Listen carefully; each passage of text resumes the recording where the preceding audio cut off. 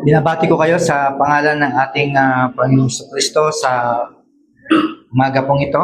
At naway muli tayo po ay makinabang sa salita na ating mapag-aaralan at para sa kapurihan at ikalulugod po ng ating Panginoon.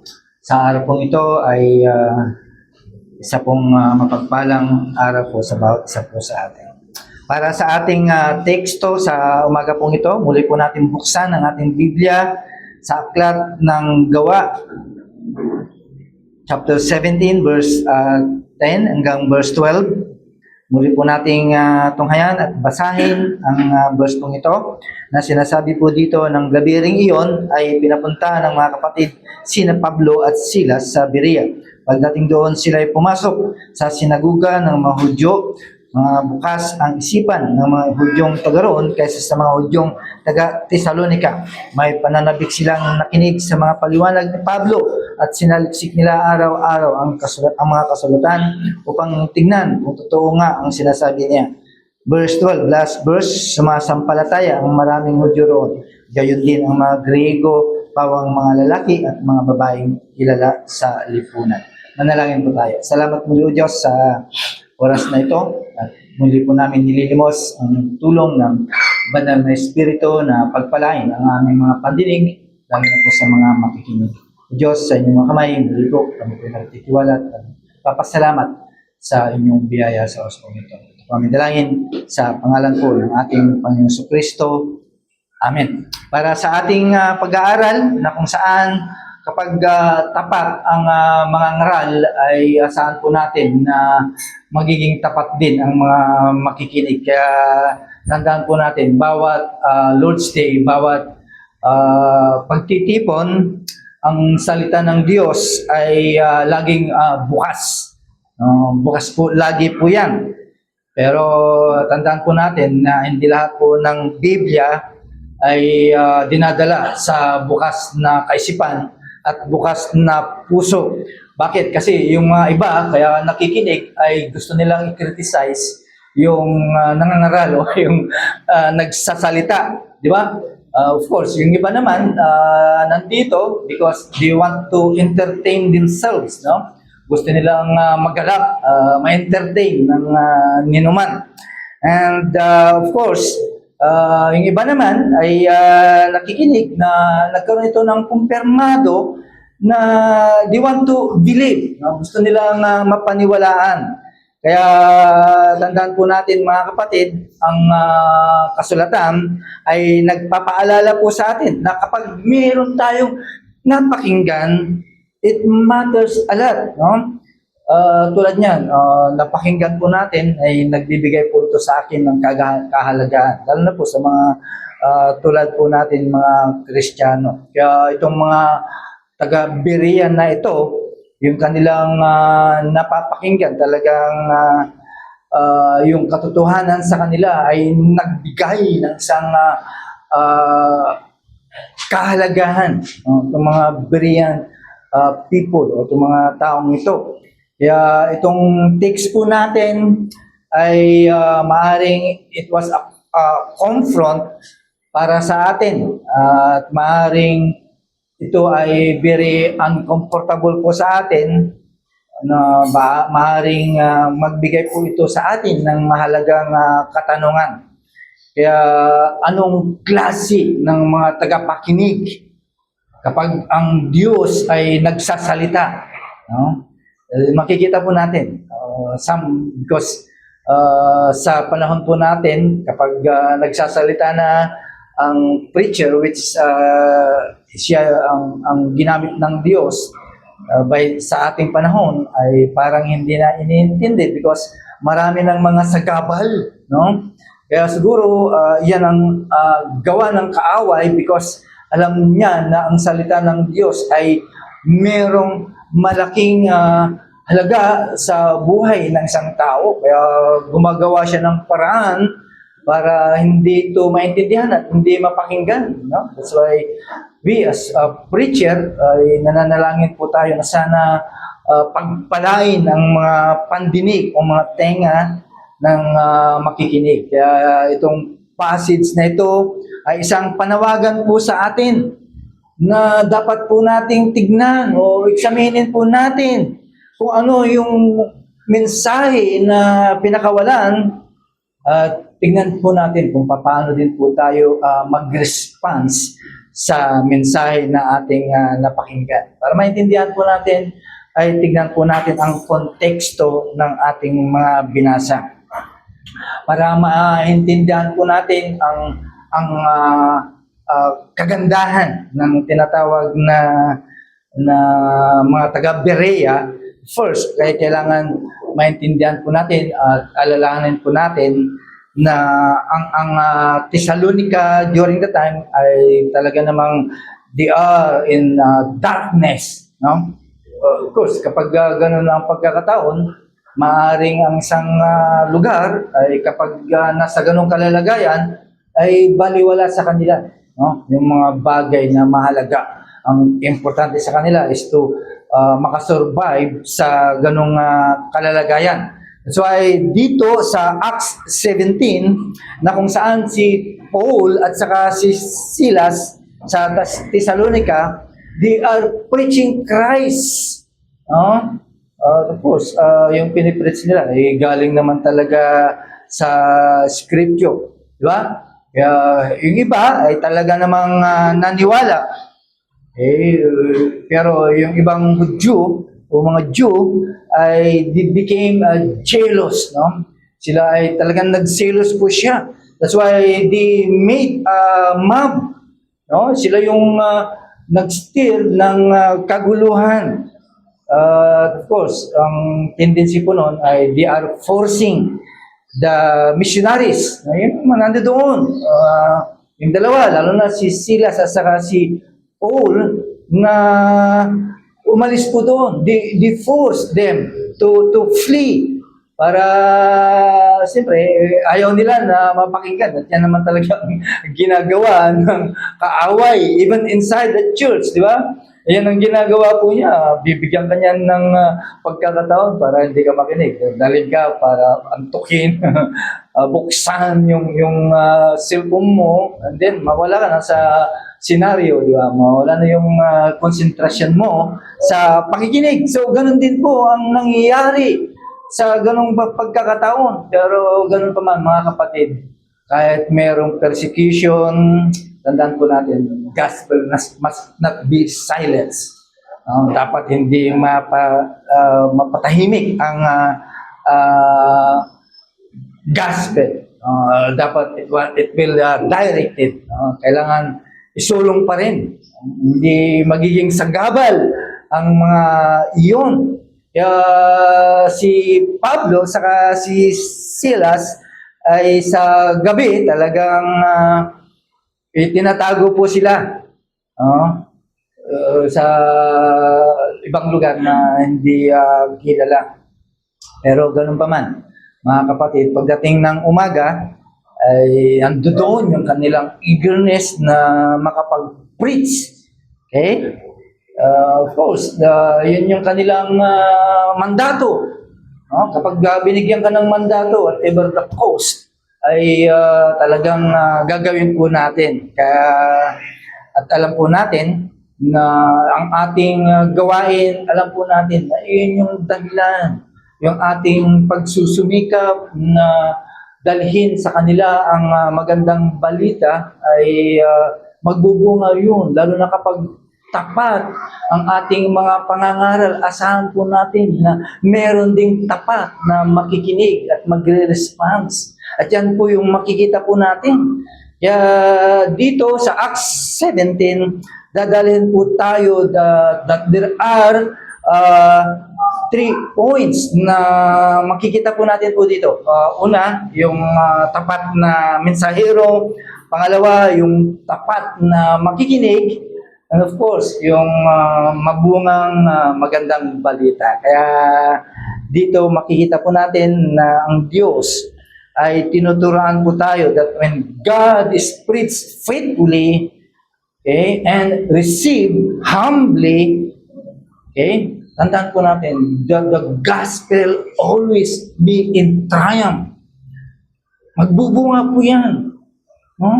Mananalo po yan. Kahit ano ang oposisyon na gagawin ng mga tao, basta yan ay tapat, totoo na ipinapangaral, magbubunga po yan. Right? Kaya tandaan po natin, in verse 10, ay makikita po natin yung tapat na mga ngaral. Sabi po dito, the brothers immediately sent Paul and Silas away by night to Berea. And when they arrived, they went into the Jewish synagogue. Tapos po noon, yung tapang po nila talagang, imagine, simbahan ng mga Hudyo na talagang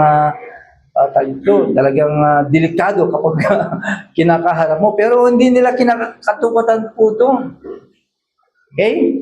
Na ibig lang sabihin, they persist. No? Mayroong persistence kahit mayroong persecution. Yeah? Talagang andun yung kanilang persistence kahit mayroong hadlang. Kaya makikita po natin na itong mga makikinig talagang they are noble. Ibig sabihin talagang seryoso po sila. They are honest to hear the word of God. Why? Because nakikita nila na yung preacher ay talagang tapat din sa nangangaral. Wala pong halong mga litanya na sinasabi, kundi kung ano yung sinasabi ng Biblia, yun ang kanilang pinapangaral. That's why si Paul at saka si Silas ay ganun ang ginagawa po nila. Even though sila po ay tumatakas sa gabi ngayon, because alam naman po natin kung gagaano ang mga taong ito. Even they were bruised, threatened, and opposed, pero hindi po sila umatras, no? Hindi sila nanahimik. Okay? Ibig lang sabihin, tapat po sila sa kanilang mandato. Imagine, no? Pagdating ng gabi, talagang may tinatago po sila. Okay? Pero pagdating ng araw, they didn't stop. No? Hindi sila tumigil. At maaaring nadidiscourage sila. Pero ganun pa man, ay talagang klaro sa kanila ang kanilang panawagan. Tandaan po natin bilang ilustrasyon, katulad din po yan ng mga sundalo na kung saan ay meron din silang mandato. They move forward despite wounds. Di ba? Nabalitaan ba ninyo yung sa Mama sa Pano? Mama sa Pano ba yun? Na kahit mga sugatan na, tanggal na yung mga kaliwang kama, hawak pa rin yung mga baril para lang sumulong sa pagbaka. Ganun po sila. Despite their wounds, pero nakikita po natin, hindi nagpatinag si Paul. Safe na ba para ako'y lumabas? Safe na ba para magpatuloy ang aking ang paghayag ng magandang balita? Nakikita po natin yung kabilang katapatan. Right? Nakita po natin kung paano nila sinagupa.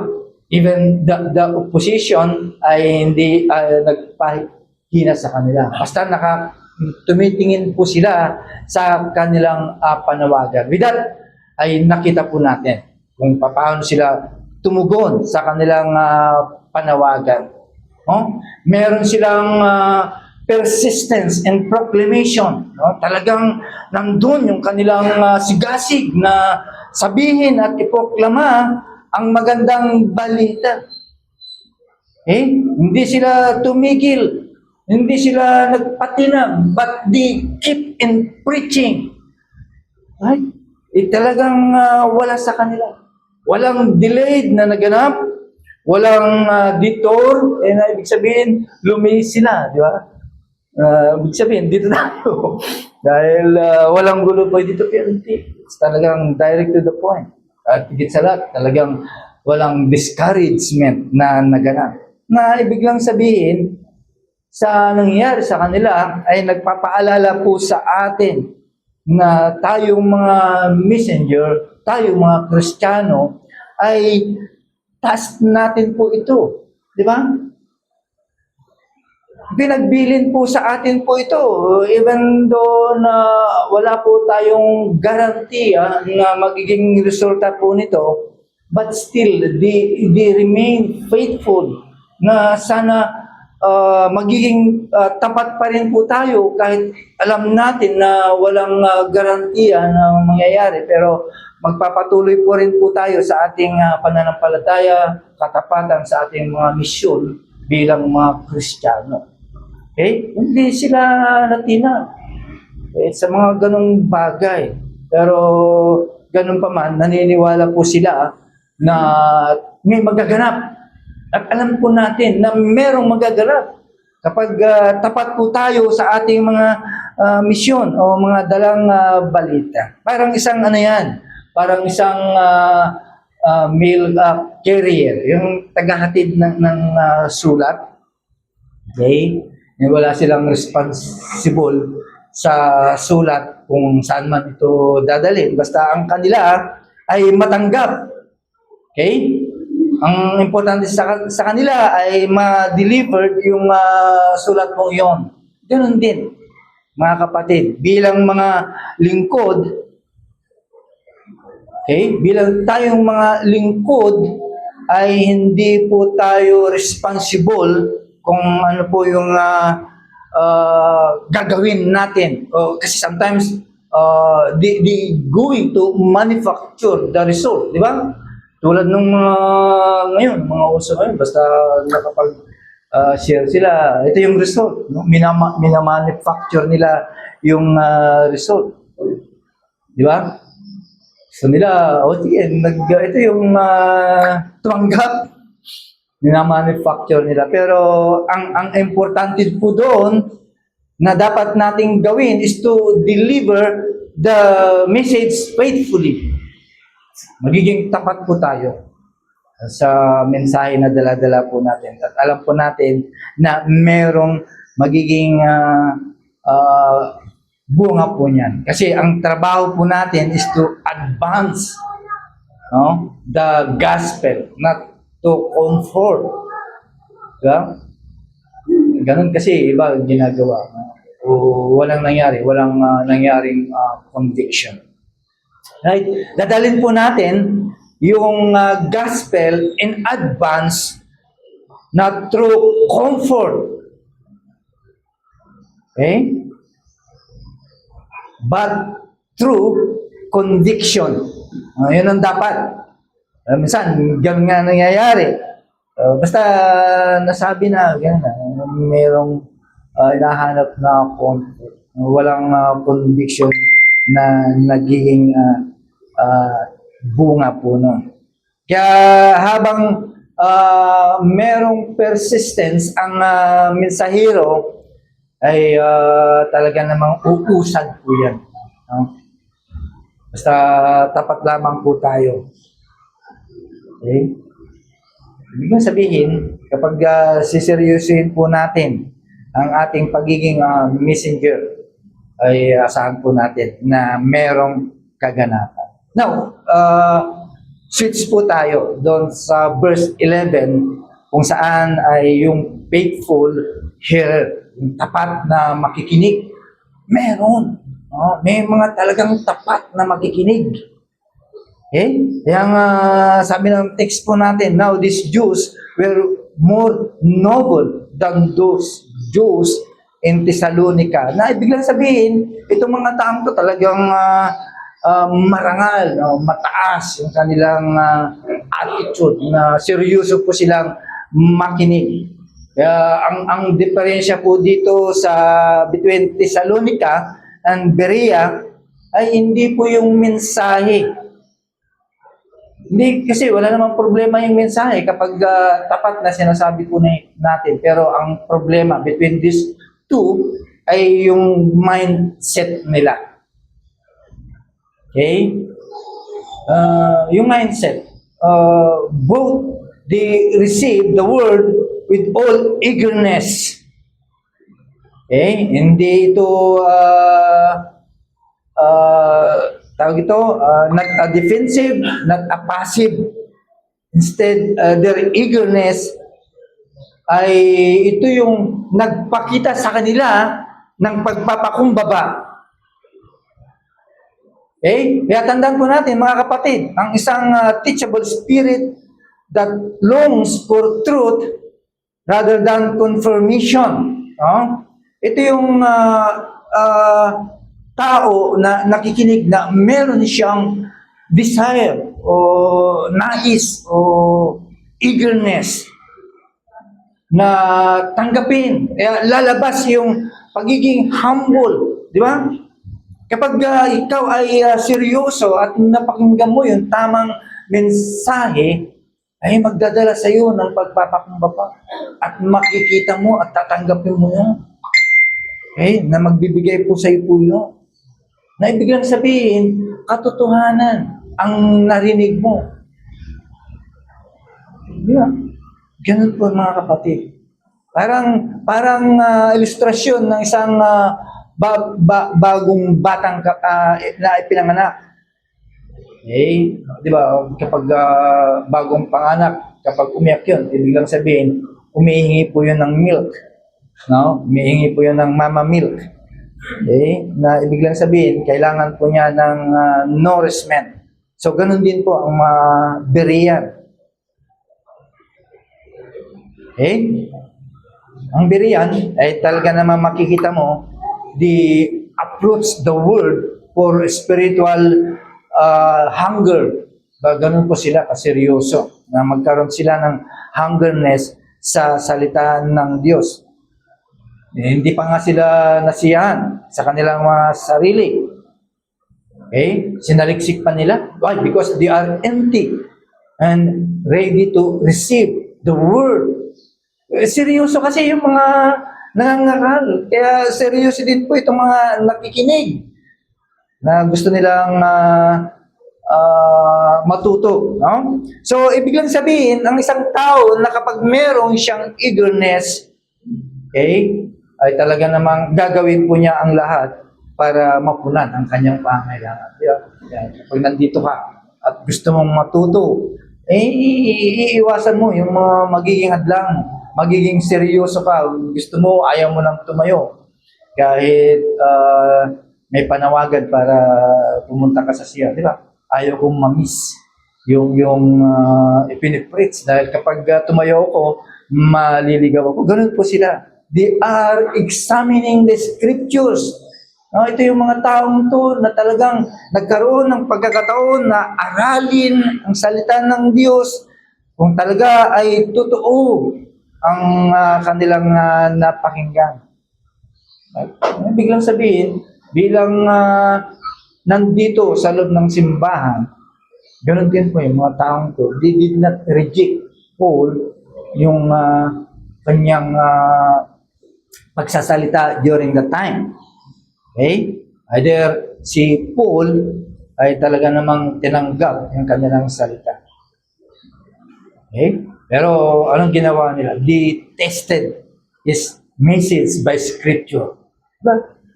Tignan ko nga kung talagang totoo ang sinasabi nito. Ganun po ang mga taong yun na nais po nilang matuto. Kaya nga kapag tapat ang isang mangaral, talagang tapat din yung nakikinig.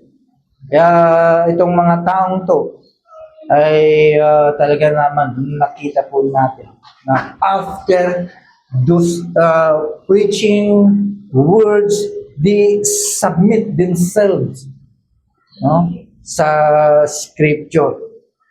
Kaya kapag tapat na ito ay pangaral, of course, ano ang magiging sagot po nito? He meets faithful hearing.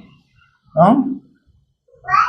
At of course, kapag tapat yung nangaral at tapat din yung nakinig, of course, there is something glorious na mangyayari. Di ba? At yan po yung nangyari sa atin. Dahil naging seryoso po tayo. Kung ikaw hindi seryoso, wala ka dito. No? Talagang you give time na nagkaroon ka ng eagerness. Now, in verse 12, yung nagiging bunga ng gospel. Okay? Ang bunga po nito, many of them believe. Maraming naniwala. Kaya tayo, although di natin nakita yung bunga nito, pero we believe. No? Na lalabas at lalabas din yan. Mababalitaan mo na lang, naging faithful preacher, faithful Christian, yung mga nadaanan ng pagpapahayag mo ng gospel. No? I remember, nung nasa Saudi pa ako noon, no? Yung mga kasama ko sa room, okay, ay nag-respond sila after na ng aming kontrata sa Saudi. Nabalitaan ko nilang na pag-uwi nila, naging Kristiyano. Ganun lang pala yun. No? Hindi ka na pala dapat mangbula pa para lang maakay mo ang isang tao. Kundi sabihin mo lang yung katotohanan at magbubunga po yan. Eh? Yung binabanggit po dito na praise, yung therefore, it is crucial po ito, mahalaga. Very crucial po ito. Okay? Kasi ang gospel, yung gospel na ipinangaral po natin, tandaan po natin, it produce genuine faith. Okay? Totoong pananampalataya din. Kaya tingnan mo, ngayon, dahil hindi tapat yung gospel na sinabi mo, nagkaroon ng yung gospel, hindi. Yung naging bunga nun, hindi naging faithful, hindi naging genuine ang kanilang pananampalataya, di ba? Well, samantala kapag totoo yung sinabi po natin, talagang mananatili po yan hanggang sa katapusan. Right? So, ibig lang sabihin, pag faithful preaching, also there is a careful listening. Yeah? Talagang ayaw pa abala. Oh. Kahit sundutin mo yan, hindi kanyan papansinin. Diba? Kahit batukan mo yan, hindi kanyan papansinin. Kasi nandun siya sa panahon na kung saan ay tinitingnan niya, ini-examine po niya ang kasulatan. Diba? Kasi tandaan po natin, yung pananampalataya, once na dumating sa kanya, ay hindi po yan emotional impulse. No? Sometimes kasi gano'n na nangyayari. Kapag ang preaching ay malamlam at hindi totoo, gano'n din ang magiging bunga nun. Emotional impulse, di ba? Nagiging emotional po siya. Okay? Pero kung totoo, ay tatanggapin po ito at paniniwalaan. Okay? Kapag totoo ang mga sinasabi po natin, tatanggapin po yan at paniniwalaan. Kasi ang pananampalataya na dumating sa isang tao na nakikinig ay hindi po ito tinatawag na parang striking match. Yung, di ba, yung posporo, akala nila ganun ang pananampalataya. Hindi, ang pananampalataya, dumarating po yan kapag seryoso ka na. Kaya ang pananampalataya ay regalo po yan, hindi po yan sa sarili mo. Okay? Bigay po ng Diyos po yan. Okay? Ang pananampalataya ay hindi po yan tinatawag na striking match, kundi yan ay steady flame. Nananatiling yung kanyang apoy. Why? Because yan ay bakit nagiging steady po yan? Because ang source po niyan ay sa katotohanan. It comes from truth. Okay? Sinusustinahan po ito ng mga katotohanan. Sinusustinahan po ito sa exposure ng katotohanan sa salita ng Diyos.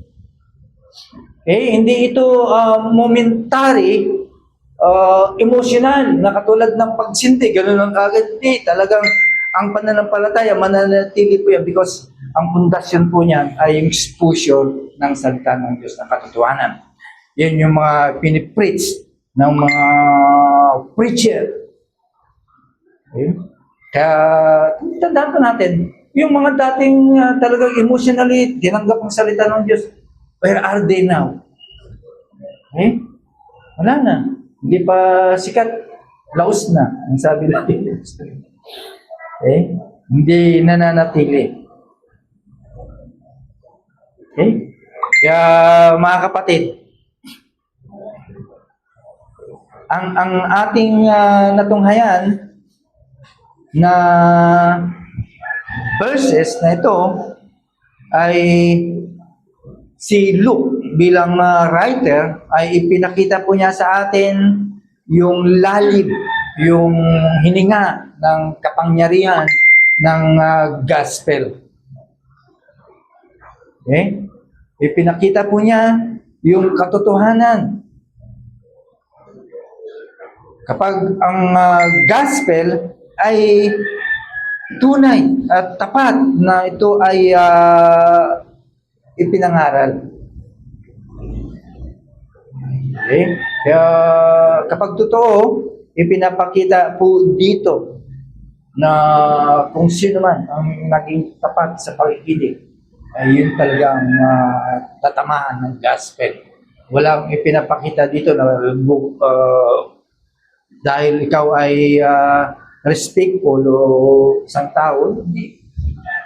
Kapag talagang hindi ka seryoso sa pakikinig, hindi tatama sa iyo ang salita po ng Diyos. Kaya kapag ang salita ng Diyos, ito ay ipinangaral, okay? Tandaan po natin, tatanggapin po ito ng tama, pagtanggap, and of course, ano ang magiging kasunod po nito? Kaligtasan. It follows salvation. When the Word of God is preached and received rightly, salvation follows. Susunod kaagad ang kaligtasan.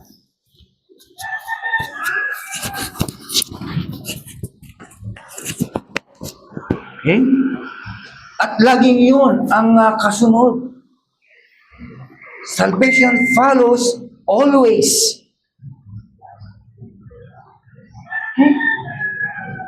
Na paano po natin i-apply sa buhay? Because ito ay it demands. Bagamat naintindihan na po natin, paano po naintindihan natin? Tama na ba yun? Pero we have to apply dahil ito ay nagdidemand po sa atin. Okay?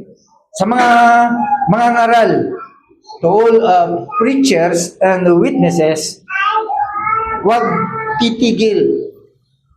Okay? Do not stop. Do not stop speaking kapag merong opposition na nagaganap. Okay? Huwag kang titigil. Huwag kang matakot. Di ba? Dahil si Paul, nung siya ay nagpipreach, at may mga persecution, we must wait. Diba? Si Paul na nagpipreach noon, maraming mga sagabal, of course, kailangan ganoon din po tayo. Tandaan po natin, faithfulness matters more than fruitfulness. Okay?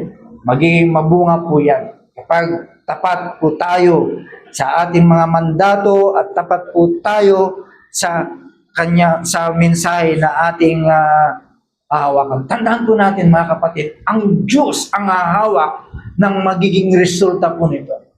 God will handle the results. Okay? Ang gagawin lang po natin, we have to handle obedience. Yan lang ang gagawin po natin. Ang Diyos ang magbibigay ng resulta, gagawin lang po natin. Magiging masunurin lamang po tayo. Right? Sa mga nakikinig, to those hearers, Okay? Ibig lang sabihin, sukatin mo sa lahat ng mga sermon by scripture. Okay? Sukatin mo yung napapakinggan mo. Huwag yung doon sa preacher. Do not idolize the preacher. Okay? Yung kasi, ang nangyari, walang naging bunga because yung kanyang tuon ay napunta na sa preacher. Ang galing ng preacher. Hindi na tumingin sa mensahe na sermon. Ang sermon yon ay inuutosan ka na para umayo. Di ba? Natuon na sa preacher. Naging idol niya na yung preacher. At higit sa lahat, we have, huwag nating i-despise ang mensahe. Yeah, minsan, nadi-despise po natin. Diba? Nadi-despise po natin yung mensahe. Okay? At higit sa lahat, of course, alam naman po natin, ang Biblia ang lahat ng resources po na ito. Open our Bible daily.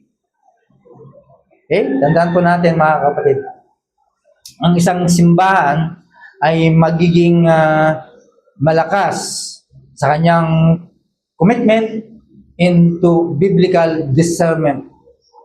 Di ba? Alam mo nga, yung Biblia, kabisado mo, pero hindi mo na-discern kung ano yung sinasabi ng Biblia. Hindi na, ibig sabihin, hindi mo na dapat patunayan pa yung Biblia kung ito ay totoo. Tignan mo na lang yung Biblia, kung ano yung pangako, ano yung sinasabi, at kung ano ang inuutos.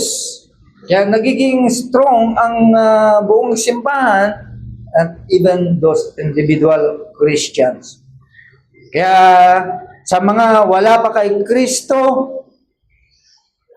of course, higit sa lahat ay maniwala. Paniwalaan mo dahil gospel o preaching yan. Kung wala ka pa kaugnayan kay Kristo, paniwalaan mo. Okay? At higit sa lahat, sumunod ka. Of course, kapag sinunod mo yung sinasabi ng Biblia, it will transform. Diba? At yun ang nangyari po sa atin. Na-transform po tayo because of the Word of God.